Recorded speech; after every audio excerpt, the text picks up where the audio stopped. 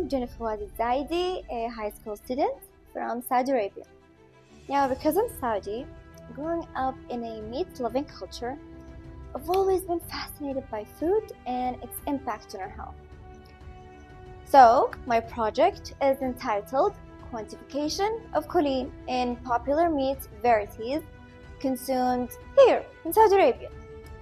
So, my curiosity journey has led me to uncover something intriguing, a vital nutrient that plays a leading role in body function, including metabolism, brain development, and muscle movement, called choline. Now, choline could be found in also different kinds of food. It could be found in eggs, meats, and dairy. But the aim of our study is to determine choline concentration in different types of meat, especially those that are consumed in Saudi Arabia. Why? To revolutionize our eating habits and boost public health. So what we've done is we brought different kinds of meats, cooked and raw, homogenized, and used acid hydrolysis extraction. Then we prepared the samples, got them into the mass spectrometry, injected them into the mass spectrometry, which is a very powerful device we're working on. And the mass spectrometry uses a method called selected reaction monitoring, or SRM method. Now, this method is a precise lab technique used to detect and measure specific molecules, like proteins or even smaller molecules, in a sample. It works by first isolating a target molecule, breaking it into smaller pieces, and then tracking unique fragments to confirm its presence. This two-step filtering reduces interferences. Interferences are the molecules or particles that we don't need in our study, making it highly accurate even in a complex mixture like meat samples. And it's ideal for quantifying tiny amounts of substance.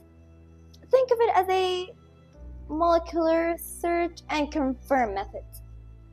Then we inserted the results into the multi-quant software and got the data analyzed. As we take a deeper look at this figure, it shows the choline standard peaks. And this is the calibration curve we got from the multi-quant. We can see that it shows great linearity, which will help quantify the choline levels in meat samples. Now, here's an example of the peaks that appears using the mass spectrometry. We applied statistical analysis using ANOVA, and as you can see, the results show that choline levels in the camel show a significant higher difference than the rest of the meat samples. Another proof of the significant difference of the camel and the rest of the meat is that the ANOVA p-value equals 0.04, I think. So it is less than 0.5, which means there is a significant difference. And the other figure we're using is the t-test. We use this t-test to assess the effect of cooking in the choline level. And as you can see, the choline level is significantly decreasing after being cooked. Now, why did we pick camel meat to show the difference between it being raw and cooked? Because it's worthy, since it's the highest concentration level. So, our study demonstrates that the elevated choline levels in camel presents a promising natural alternative to the synthetic supplements that are commonly found in pharmacies. Now, to wrap it all up, we've discovered that red meats show higher level of choline compared to white meats. But when red meats are cooked, it shows an increase in choline levels. But white meats show an instant drop of choline levels after being cooked.